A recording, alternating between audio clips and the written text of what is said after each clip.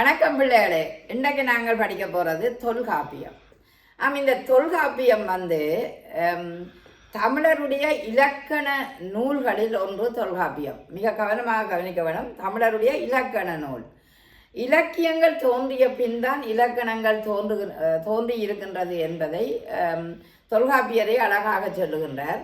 அதில் அந்த தொல்காப்பியத்தை எழுதியவர் தொல்காப்பியர் என்றவர் தான் தொல்காப்பியத்தை எழுதினார். எங்களோட தமிழின் முதல் இலக்கண நூலாக இருக்கின்றது.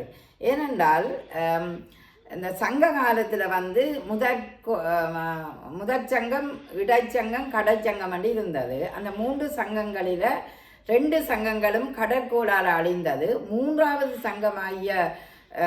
மூன்றாவது சங்கத்தில் தான் தோன்றிய இந்த நூல் தொல்காப்பியம். அது மட்டும்தான் எங்களுக்கு கிடைச்ச ஒரு அரும்பொருளாக கருதலாம்.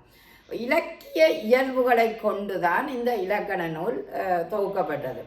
இப்போ தொல்காப்பியர் இன்றைக்கு 2வது நூற்றாண்டிலேயே இதை தொகுத்திருக்கிறார் என்று நினைக்கும் போது உண்மையிலேயே மகிழ்ச்சிக்குரியதாக இருக்கின்றது. இந்த தொல்காப்பியம் 3 அதிகாரங்களை கொண்டது. எழுத்ததிகாரம் உங்களுக்கு தெரியும் அநேகமாக. எழுத்ததிகாரம், பொருள் அதிகாரம், சொல்லதிகாரம் என்று 3 அதிகாரங்களை கொண்டதாக இருக்கின்றது. 1600 நூலாக இருக்கின்றது. இந்த நூலுக்கு பலர் இலக்கண அதாவது உர நூல்கள் எழுதியிருக்கின்றார்கள். நச்சினாக்கினியார் எழுதியிருக்கின்றார். அடுத்தது இளம்பூரனார் எழுதியிருக்கிறார். அவற்றை இளம்பூரனாற்ற உரையைத்தான் மிகச்சிறந்த உரை என்று சொல்வதும் உண்டு. அப்படி பலர் இந்த நூலுக்கு உரை எழுதிய நூலாசிரியர்களாக இருக்கின்றார். அப்போ இது இயற்கை என்ற இயல்புகளை கொண்டு அவர் எழுதியிருக்கிறார். என்றால் நிலங்களை 4ஆக வகுத்திருக்கிறார். குறிஞ்சி, முல்லை, மருதம், நெய்தல், 5வது நிலமாக பால நிலமும் உருவாகியது. அந்த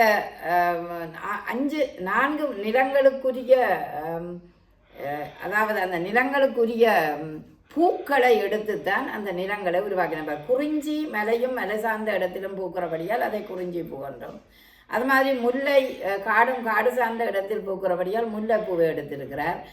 அடுத்தது வயலும் வயல் சார்ந்த இடமும் மருதத்தை எடுத்துக்கிறார். தண்ணி நெய்தலை எடுத்தது கடலும் கடல் சார்ந்த இடம் நெய்தல் பூ.